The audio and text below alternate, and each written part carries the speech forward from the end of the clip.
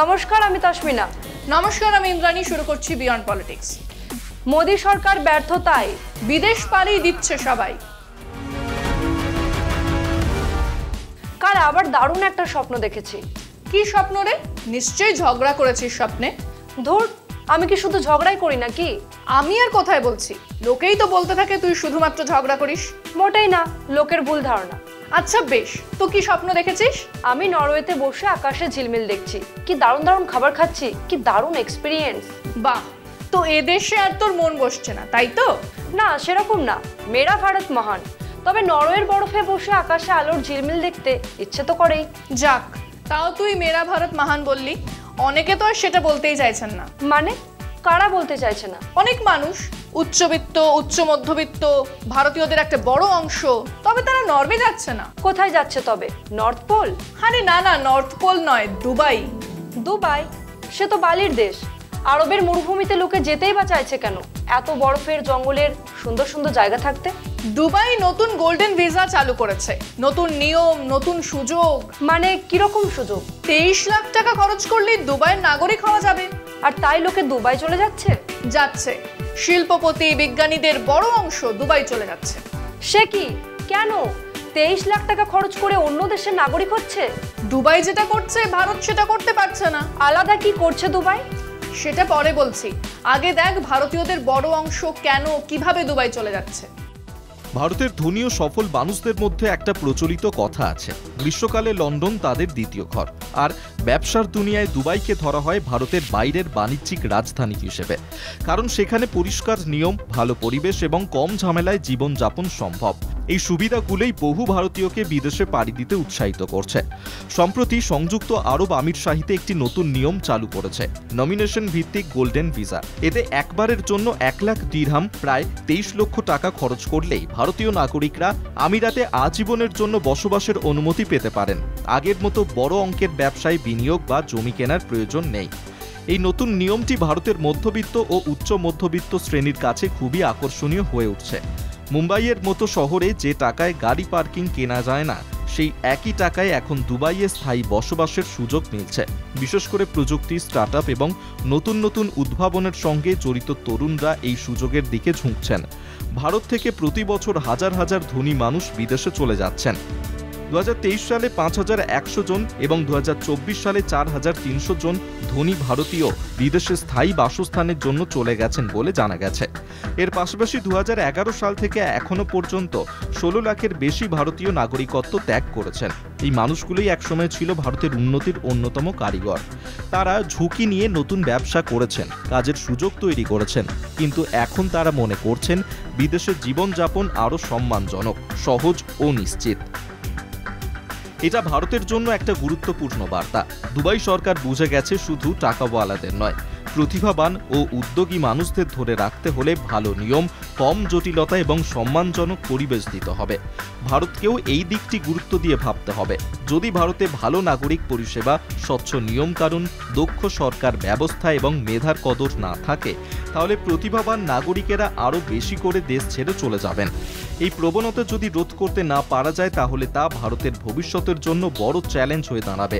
নরেন্দ্র মোদী সরকারকে brain drain বা মেধা পাচার নিয়ন্ত্রণে ব্যর্থ হওয়ার জন্য সমালোচনা করাই এখন প্রাসঙ্গিক ও প্রয়োজনীয়।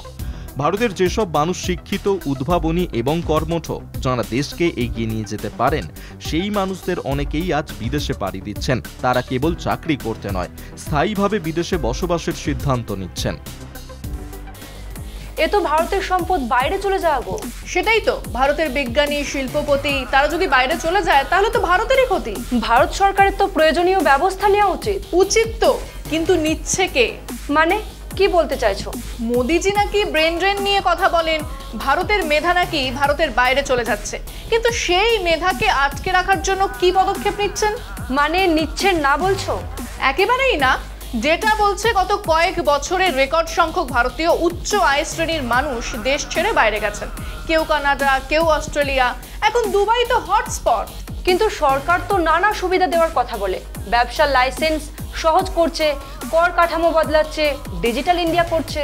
কথার কাজে যে অনেক ফারাক। দেশে ব্যবসা করতে গেলে শত রকম ট্যাক্স, নিয়মের ঝামেলা এবং তার চেয়েও বড় নিরাপত্তাহীনতা। তারপর শুধু রাজনৈতিক প্রতিশোধ নিতে হঠাৎ ইডি বা ইনকাম ট্যাক্স অফিসার দরজায় এসে দাঁড়ালে কে ব্যবসা চালাবে বলতো? তাই তো, একদিকে জাতীয়তাবাদের কথা বলা আর অন্যদিকে মেধাবীদের, শিল্পপতিদের ভয় দেখানো, দুটো তো একসাথে চলে না। এটাই তো সমস্যা। সরকার বলে দেশীয় শিল্প করবে, কিন্তু শিল্পপতিরা সরকার বিরোধী কিছু বললেই তাদের উপর প্রশাসনিক চাপ শুরু হয়। তাহলে কে থাকবে দেশে? কিন্তু মোদিজি তো বলেন যে আমরা বিশ্বগুরু হব, তখন তো এসব মানুষের দরকার। বিশ্বগুরু হওয়ার স্বপ্ন দেখা ভালো, তবে শুধু ভাষণ দিলেই বিশ্বগুরু হওয়া যায় না। দেশের মেধাকে দেশেতে রাখতে হবে, কারণ এই সমস্ত লোকজন জরুরি। তুই খবরটা দেখ, বুঝতে পারবি। দুবাই সম্প্রতি তাদের গোল্ডেন ভিসা নীতিতে বড় পরিবর্তন এনেছে।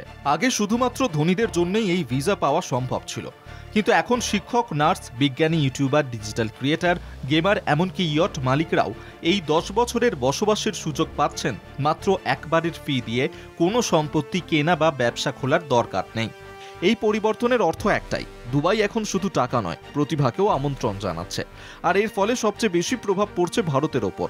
ভারত থেকে ধনী মানুষরা তো অনেকদিন ধরেই দেশ ছাড়ছেন।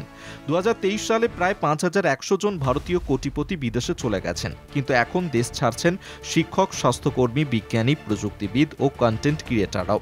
এর মানে শুধু অর্থ নয়, দেশ হারাচ্ছে তার ভবিষ্যৎ নির্মাতাদের, তারা যারা শিক্ষা, স্বাস্থ্য, বিজ্ঞান ও সংস্কৃতির মেরুদণ্ড। ভারতের ভিতর থেকেই মানুষকে দেশ ছেড়ে যেতে বাধ্য করছে একাধিক সমস্যা। জটিল ও অনিশ্চিত কর ব্যবস্থা, উত্তরাধিকার কর নিয়ে অনিশ্চয়তা, দূষণ ও দুর্বল নগর পরিকল্পনা, সরকারি শিক্ষা ও স্বাস্থ্য ব্যবস্থার দুরবস্থা, নিয়ন্ত্রণে অস্থিরতা এবং প্রশাসনিক জটিলতা।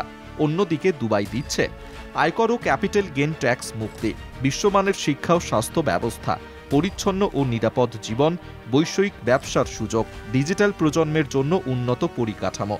মোদী সরকার বিশ্বগুরু Bharat, new India, make in India ইত্যাদি স্লোগান দিচ্ছে, কিন্তু আসল সমস্যাগুলোর দিকে নজর দিচ্ছে না। ভারতীয় প্রতিভা ধরে রাখার জন্য যে ধরনের শিক্ষা, স্বাস্থ্য পরিকাঠামো ও নীতিগত স্থিতিশীলতা দরকার তা নেই। উল্টে সরকার রাজনৈতিক প্রচার ও ভাবমূর্তি তৈরিতে ব্যস্ত। এর ফলেই প্রতিভাবান নাগরিকরা ভারত ছেড়ে যাচ্ছেন, কারণ তারা ভবিষ্যৎ দেখছেন না এই দেশে। বিশ্বের অনেক দেশ এখন ভারতীয় প্রতিভাকে আকর্ষণ করতে চাইছে, দুবাই তো শুরু করেই দিয়েছে। ভারত যদি এখন এই সমস্যার সমাধান না করে, কর ব্যবস্থা সহজ নয়, অবকাঠামোতে বিনিয়োগ নেই, নগর জীবন ও শিক্ষার মান উন্নত নয়, যদি সমস্যার আশু সমাধান না হয়, তবে আগামী দিনে শুধু ধনী নয়, দেশের মেধা ও প্রতিভারাও স্থায়ীভাবে বিদেশে পাড়ি জমাবে। দুবাইয়ের গোল্ডেন ভিসা শুধুমাত্র একটি অভিবাসন নীতি নয়, এটা ভারতের জন্য সতর্ক বার্তা। যদি মোদী সরকার এখনই না জাগে, তবে ভারত তার প্রতিভাবান নাগরিকদের হারাতে থাকবে চিরতরে। এটা শুধুমাত্র অর্থনীতির ক্ষতি নয়, দেশের ভবিষ্যৎ হারানোর আশঙ্কা। তাহলে তো বলতে হয় ভারত সরকারই এই ব্রেন ড্রেনের জন্য দায়ী। হ্যাঁ, বলাই যায়। মোদির আমলে দেশপ্রেম যতই জোরালো হয়েছে, বাস্তব পরিস্থিতি তত কঠিন হয়েছে। ভাষণে উন্নয়ন, বাস্তবে অনিশ্চয়তা। ভাবতেই খারাপ লাগছে, নিজের দেশ থেকে এত প্রতিভা অন্য দেশে চলে যাচ্ছে, আর সরকার কেবল হাত গুটিয়ে বসে আছে। শুধু বসে নেই, যারা প্রশ্ন তোলে তাদের দেশদ্রোহী বলে দাগিয়ে দিচ্ছে। তাহলে তো সত্যিই বিপদ। প্রশ্ন করলেই দেশদ্রোহী, উন্নয়ন চাইলে শত্রু, এই কি বিশ্বগুরুর পথ? তাই তো বলছি, শুধু উন্নয়ন বললেই হয় না, সেটাকে প্রমাণ করতেও হয়, আর সেটা সরকার এখনো পারে। হ্যাঁ, এবার বুঝলাম কেন মানুষ মরুভূমিতেও স্বর্গ খুঁজছে।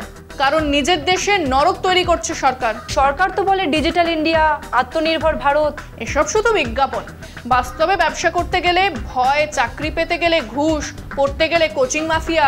তাই বলে সবাই দেশ ছাড়বে? ছাড়বেই তো।